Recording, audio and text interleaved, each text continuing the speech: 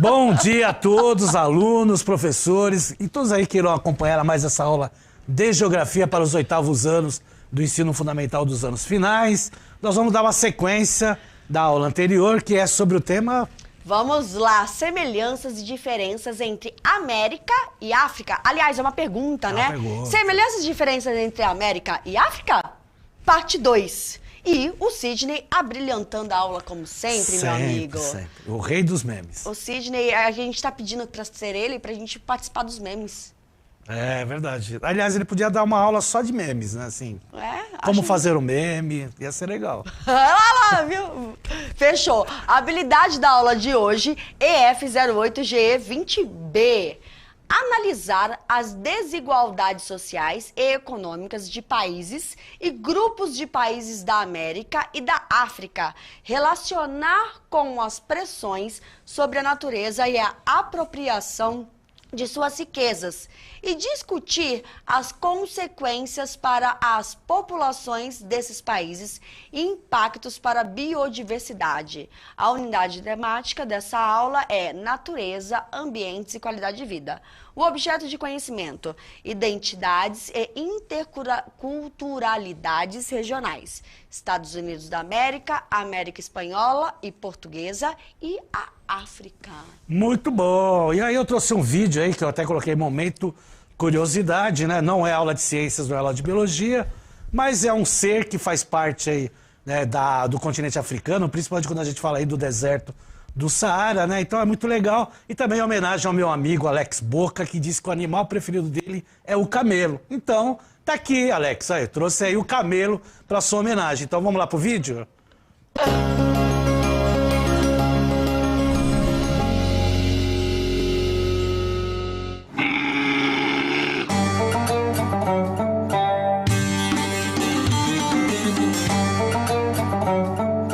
Os camelos são originários da China e Mongólia.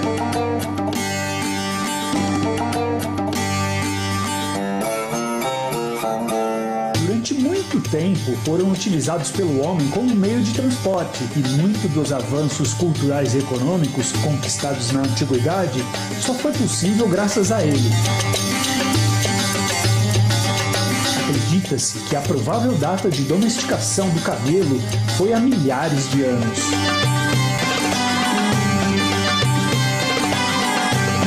Os camelos têm duas córcovas. O dromedário, que também é camelo, tem uma só.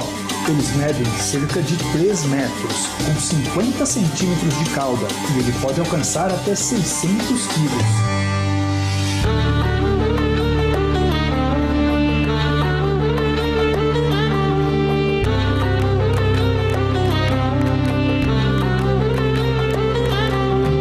Conhecidos por serem um ótimo meio de transporte no deserto, os camelos já foram fonte de leite e carne durante muito tempo.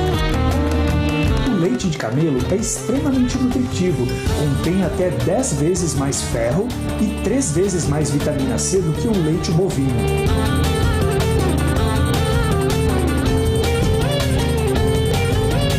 A expectativa de vida de um camelo é de 40 a 50 anos e seu período de gestação dura em média 13 meses. Capaz de beber mais de 100 litros de água em 13 minutos, o camelo é o mamífero com maior capacidade do mundo de se reidratar. O corpo desses animais está totalmente adaptado a climas de regiões arenosas e desérticas. O pelo protege-os do frio, mas cai no verão para lhes dar mais frescor. As patas ficam mais largas quando tocam o chão, para não se afundarem na areia. Conseguem cerrar as pálpebras e fechar as narinas no meio de uma tempestade de areia.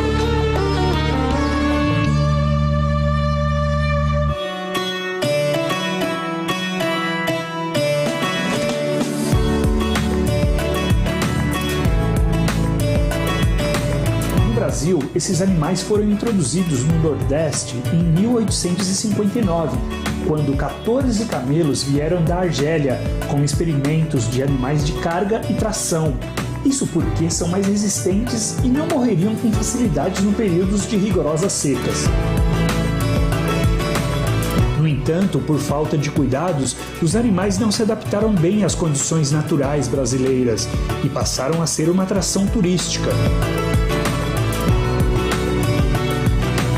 Hoje, eles podem ser encontrados como opções de passeio em algumas praias do Nordeste e também em zoológicos ao redor do Brasil.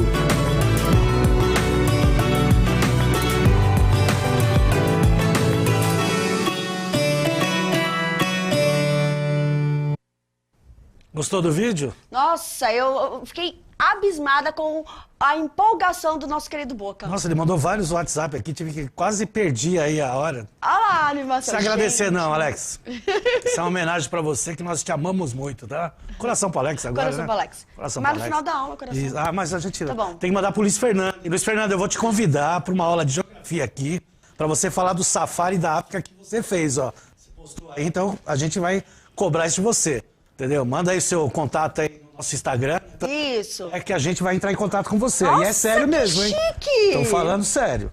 Vamos lá, emissão de dióxido de carbono. Vamos fazer aí uma relação com o continente americano e com o continente africano aí, ó.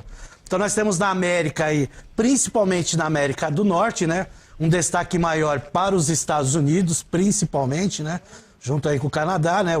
Os dois países aí representando a América do Norte. Tem o México também, que também está num perfil de emissão de dióxido de carbono elevado. Então, mais de 15 toneladas por habitante, né? Isso aí é um valor anual. Temos aí nos Estados Unidos e também no Canadá. O Brasil, né, ele tem um baixo índice de dióxido de carbono, não quer dizer que seja, né, pouco, né? Mas ele está bem abaixo aí do que nós vimos aí nos Estados Unidos e no Canadá. Já no continente africano, né, boa parte não tem essa questão de emissão de dióxido de carbono, porque são poucos os países lá que têm indústrias, né, e mais o que acontece lá é a questão, né, das queimadas, que acontece em algumas regiões do continente africano, né, queimadas que não tem uma grande proporção, porque lá muitas da agricultura que é feita e da pecuária são de subsistência, então não tem tanto essa relação como acontece, por exemplo, aqui no Brasil e em outros países, né, que tem agricultura numa maior extensão, como também a criação de animais, tá certo? Então a gente vê que a emissão de dióxido de carbono está mais relacionado aí, no caso do continente americano e do continente africano, com países desenvolvidos aí, retratando aí Estados Unidos e o Canadá. Vamos ver aí uma questão aí sobre a população, tá? Vamos fazer uma comparação da média de crescimento anual, né, entre a população entre 2020 e 2025, né? Vendo aí o Brasil, por exemplo, né, tendo aí uma média aí de 0 a 1%. Na realidade, o crescimento vegetativo do Brasil está em torno de 1,1%, tá certo? Então, mais ou menos aí nesse valor aí. Então, apesar de estar mostrando aí a cor de 0 a 1, é que já está praticamente aí com 1% de aumento, né, em média entre 2020 e uma projeção aí para os próximos anos até 2025.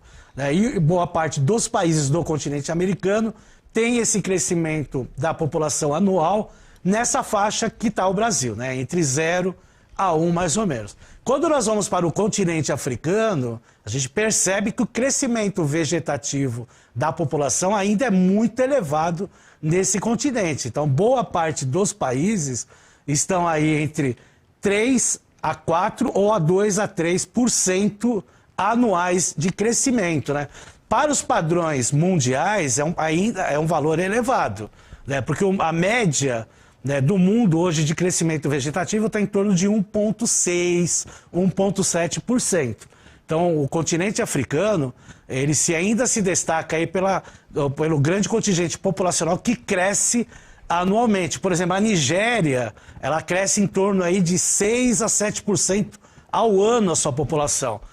Tanto é que vai chegar aí no patamar aí de, em 2050, até menos que isso, tá entre as 3 maiores populações do mundo, só perdendo aí para a China, né, e para a Índia, né? Então a Nigéria tem a tendência de ser aí o terceiro país, né, com a maior contingente populacional, né, ou seja, a população total dos países mundiais, tá certo? Então, né, ainda o continente africano ainda tem essa relação aí, né, de um grande contingente de aumento de população. Aí no próximo mapa vai ter 2 gráficos, né? O primeiro que a gente vai mostrar é a densidade, que mostra aí a densidade populacional em regiões do globo, né? Ou seja, quando fala em densidade populacional, é a população relativa, né? Ou seja, é a divisão da população total pela área. Por isso que nós falamos aí habitantes por quilômetro quadrado. O que a gente está vendo primeiro são gráficos aí da década de 1950. Então a gente vê aí, por exemplo, uma média da África, e presta bastante atenção aí, ó, 7,7 habitantes por quilômetro quadrado no continente africano. Aí na América nós temos 3 divisões. A América Central, que tem 15,5 habitantes por quilômetro quadrado. A América do Norte, que tem 9,3 habitantes por quilômetro quadrado. E a América do Sul, que tem 6,5 habitantes por quilômetro quadrado. Então isso aí são dados de 1950. Agora nós vamos mudar o gráfico, né? Pode aí, ó, tá aí, ó. Olha para quanto foi o continente africano, ou seja, de 7,7 habitantes por quilômetro quadrado, ele foi para 40,3 habitantes por quilômetro quadrado. A América Central, ela vai de 15,5, que era o anterior, de 1950, vai para 70,4 habitantes por quilômetro quadrado.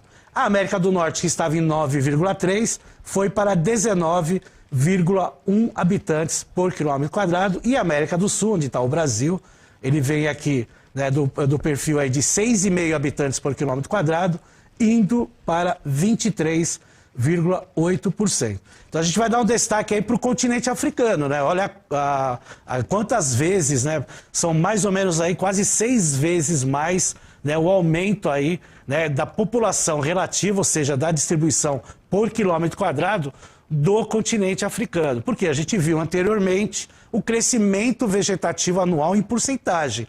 E a gente percebeu que é muito elevado pelos padrões, né, que são destacados aí, principalmente aí pela ONU, né, da Organização das Nações Unidas, né, falando aí em torno de 1,6% e 1,7% ao ano, para se ter aquele equilíbrio, né, das pessoas que morrem, das pessoas que nascem, ter aquele equilíbrio populacional por várias questões sociais, questões econômicas. Então, o contingente africano aumentou bastante e tem ainda a tendência de aumentar por várias e várias décadas, né, o que, logicamente, pode ocasionar alguns problemas, principalmente quando a gente fala assim, de situações sociais, né, questão aí de saúde, de educação, que já é um problema no continente africano, mas que pode se estender se não houver, né, uma ajuda séria, né, dos países desenvolvidos em relação a esse continente. Infelizmente a aula já acabou, saiba mais, tem um link da divisão da população da Organização das Nações Unidas. Acabou a aula, Ju.